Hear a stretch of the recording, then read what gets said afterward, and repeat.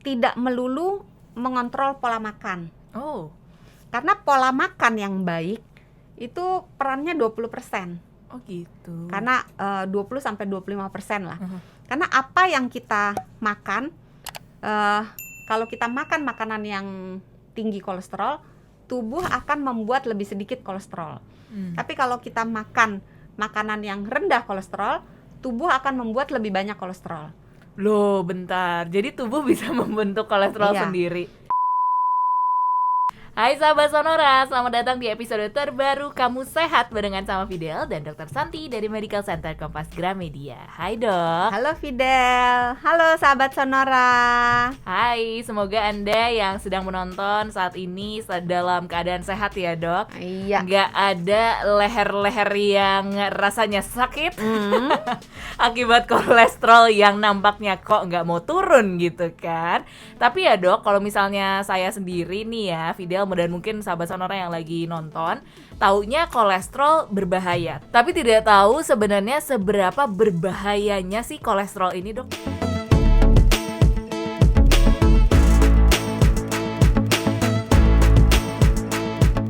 Kalau mengikuti jurnal yang sudah diterbitkan, itu berbahayanya kolesterol itu sekarang sudah menduduki tempat yang lebih rendah.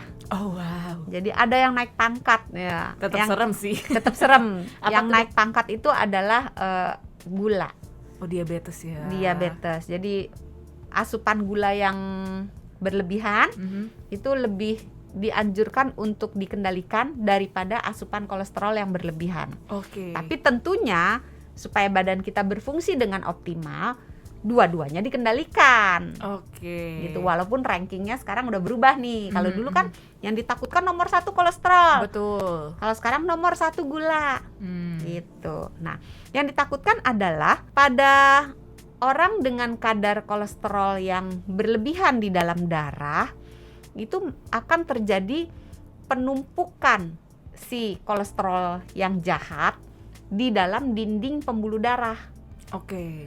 Akibatnya kalau dia numpuknya sedikit masih nggak apa-apa. Pembuluh darah bentuknya seperti selang. Oke. Nah kalau di dalamnya mungkin bisa dianalogikan dengan kalau kita nyemprot air buat kebun, kan dalamnya suka ada lumut-lumutnya tuh selangnya. Betul. Ya kan yang hijau-hijau gitu. Nah itulah plaknya. Oke. Nah kalau lumutnya itu bertambah banyak, maka selangnya macet kan. Pernah nggak ngalamin sahabat Sonora lagi nyemprot, airnya Mati mandek ya? gitu kan? Mandek. Terus kita gedein kerannya, terus copot Ujungnya lumutnya itu ya? gitu, Oke. terus selangnya bisa lewat lagi. Nah masalahnya di tubuh kita belum punya nih mekanisme untuk nyemprot si plaknya ini. Akibatnya kalau plaknya itu menutup seluruh diameter pembuluh darah, maka darah nggak bisa lewat, maka organ yang diberi darah oleh si pembuluh darah yang tersumbat ini akan mengalami gangguan. Oh. Gitu. Jadi tergantung, kalau pembuluh darah yang di otak yang tersumbat, maka terjadi gangguannya stroke. Oke. Kalau pembuluh darah yang memberi darah kepada otot jantung yang tersumbat, maka terjadi serangan jantung. Waduh. Kalau pembuluh darah yang ke arah ginjal, yang memberi makan ginjal yang tersumbat oleh plak karena kolesterol ini, maka akan terjadi gagal ginjal. Kalau misalnya cuma di tangan, di kaki, pembuluh darah yang memberi makan jari-jari, itu biasanya terjadi mungkin kesemutan-kesemutan, rasa nggak enak, pegel-pegel gitu. Dan sialnya, sebagian besar, hampir seluruh penderita kolesterol berlebih tidak merasakan gejala apapun. Tiba-tiba aja stroke gitu dok. Makanya penting memeriksakan kadar kolesterol kita secara teratur supaya kita tahu berapa angkanya. Baiklah, paling nggak sekarang kita udah tahu konteksnya ya. Ternyata seberbahaya itu, bisa sampai ke serangan jantung, kemudian stroke, ada juga tangannya kesemutan dan lain-lain ya dok. Jadi ada baiknya kita kontrol kolesterolnya ya dok. Iya. Oke, apa nih dok yang boleh dilakukan, yang tidak boleh dilakukan? Iya. Ketika kolesterol kita berlebih, sebetulnya ada beberapa tahapan yang harus kita lalui. Tidak melulu mengontrol pola makan. Oh. Karena pola makan yang baik itu perannya 20%. Oh gitu. Karena 20 sampai 25% lah. Uh-huh. Karena apa yang kita makan, kalau kita makan makanan yang tinggi kolesterol, tubuh akan membuat lebih sedikit kolesterol. Tapi kalau kita makan makanan yang rendah kolesterol, tubuh akan membuat lebih banyak kolesterol. Loh, bentar. Jadi tubuh bisa membentuk kolesterol Iya. sendiri. 80% kolesterol di dalam tubuh kita itu dibentuk oleh hati. Oh, oke. Makanya tidak cuman pola makan aja harus kita jaga, masih ada tahapan banyak berikutnya. Oke. Nah, dari pola makan dulu ya. Boleh. Makanan yang harus dimakan adalah makanan yang mengandung lemak tidak jenuh. Lemak tidak jenuh, ada lemak tidak jenuh ganda, ada lemak tidak jenuh tunggal. Oke. Nah, itu kurang lebih adanya di makanan-makanan zaitun, minyak zaitun, minyak canola, kacang-kacangan kayak almond, apa yang suka ada di coklat? Mede. Almond juga ada di Oh ya, coklat sih, almond Dok. juga ada di coklat ya. Apalagi, Dok? Terus bisa juga ada di alpukat. Oh. Dan ada juga di ikan-ikan yang berlemak. Ikan yang berlemak tuh kalau yang ngetrennya kan salmon, tuna, mahal Bo gitu kan. Iya sih, tapi enak, Dok. Jadi ya udah deh. Yang murah meriah ada loh. Apa tuh? Ikan kembung, ikan Oh, tenggiri, wow. itu tinggi omega Lemaknya 3, tinggi lemak baik, sehingga baik untuk menurunkan kadar kolesterol. Kemudian jangan lupa juga makanlah makanan yang mengandung probiotik. Nah, Masih ingat nggak nih? kenapa setiap video harus ada kuis? Ingat. Probiotik ya. Iya, berarti masih ingat. yang difermentasikan kayak Betul. kimchi, yogurt, kemudian tempe ya nggak sih? Iya dong. Tempe, Apalagi ya? kefir. Oh iya, kefir. Jadi makanan-makanan yang mengandung probiotik, terutamanya strain Lactobacillus. Jadi probiotik itu adalah makhluk hidup yang kecil-kecil ya, tidak terlihat oleh mata, yang bisa membantu tubuh kita memberi hal-hal yang positif. Oh wow. Membantu memberikan vitamin, Oke. membantu mengendalikan kadar kolesterol, meningkatkan imunitas tubuh, membantu proses pencernaan dan penyerapan, banyak sekali efek-efek manfaatnya. Nah, si bakteri baik ini kalau kita makan, dia membantu menghambat penyerapan kolesterol dan membantu menurunkan kolesterol jahat dan meningkatkan kolesterol baik. Oh oke. Jadi makanlah makanan yang kaya akan probiotik. Selanjutnya, Apalagi tuh? makanan yang mengandung prebiotik. Waduh, aku udah tahu nih, quiz alert. Gitu. Aduh, apa sih ya? Apa sih? Lupita? Lupa. Yang aku tahu prebiotik adalah makanannya Iya, betul. Bener ya? Prebiotik adalah makanannya probiotik. Iya, betul. 100 Jadi- dapat piring. Jadi tetap gak tahu. Makanlah makanan yang mengandung prebiotik. Prebiotik itu adalah makanan untuk memberi makan si probiotik. Betul. Karena kalau probiotik itu kan makhluk hidup, dia butuh makan kan. Kalau nggak dikasih makan, dia jumlahnya akan menyusut berkurang. Nah, makanan yang dimakan oleh probiotik ini dinamakan prebiotik. Apa itu prebiotik? Prebiotik itu sebetulnya serat. Oh, oke. Jadi makanlah lebih banyak buah, sayur, oat dan sebagainya. Oh, makanan-makanan yang kaya akan serat itu ya. Iya. Nah, Oke. serat tidak hanya berguna untuk memberi makan si probiotik, tapi juga berguna untuk menghambat penyerapan dari kolesterol. Nah, ini kalau ditarik-tarik sebenarnya si serat itu akan berikatan dengan asam empedu di dalam saluran pencernaan kita. Nah, asam empedu itu digunakan untuk mencerna lemak. Oh. Kalau kita asam empedunya diikat oleh serat, maka asam empedunya tidak bisa bekerja untuk mencerna lemak. Oke. Akibatnya lemak yang kita makan akan terbuang. Oh, justru kita harus mengikat asam empedu ya. Supaya Oke. tidak bisa mencerna lemak. Jadi lemaknya kan kebuang. Hmm. Nah, bersamaan dengan si serat, si asam empedu ini juga terbuang melalui buang air besar, melalui feses. Nah, akibatnya tubuh akan kekurangan asam empedu. Mhm. Tubuh akan segera mengganti, membuat asam empedu yang baru. Nah, bahan baku untuk membuat asam empedu adalah kolesterol. Oh, Jadi berkurang kolesterol lah. akan dikumpulkan, Aha. diambil untuk dibuat menjadi asam empedu. Akibatnya kolesterolnya akan turun. Menarik. Kayak belajar biologi zaman SMA ya. Ya.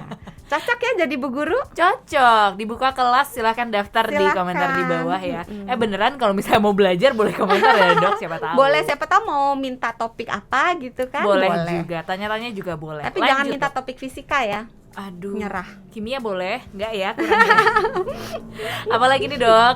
Nah, tadi udah probiotik, serat, lemak baik.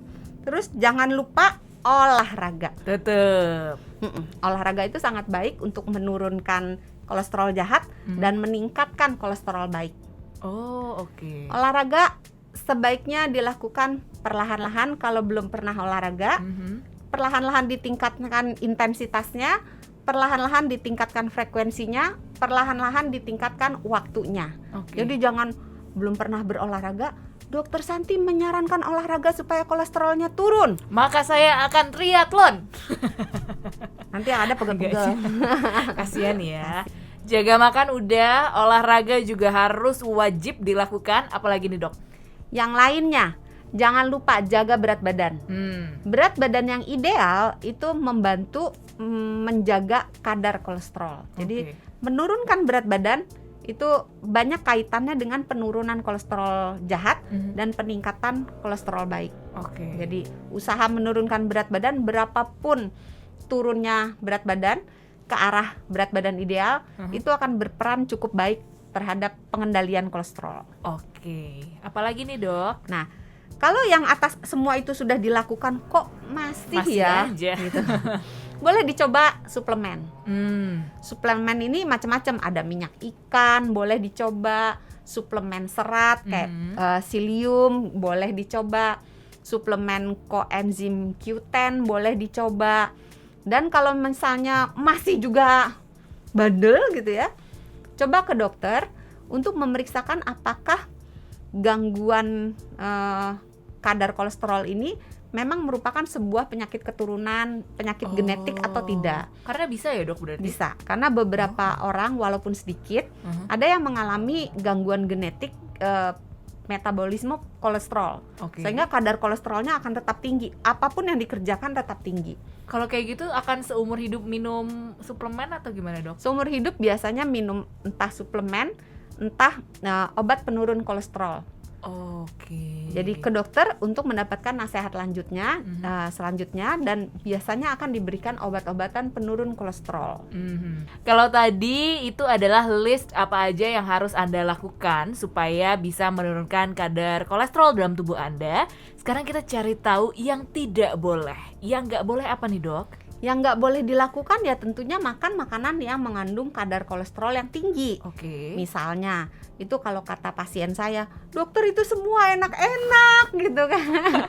Emang makanan enak tuh kadang-kadang jahat ya dok? Nggak semua sih. Nggak semua. Nggak semua. Jadi seperti makanan yang cepat saji. Itu kan biasanya goreng-goreng dah. Betul. Jadi goreng-gorengan, santan-santanan, terutama santan yang dipanaskan berulang kali, itu bisa meningkatkan kadar kolesterol. Tapi santan itu sendiri kalau tidak dipanaskan itu masih boleh dimakan loh. Oh, justru yang bikin bermasalah adalah kalau ketika dipanaskan berkali-kali. Jadi goreng-goreng, hindari, makanan cepat saji, hindari. Terus jangan lupa jeroan.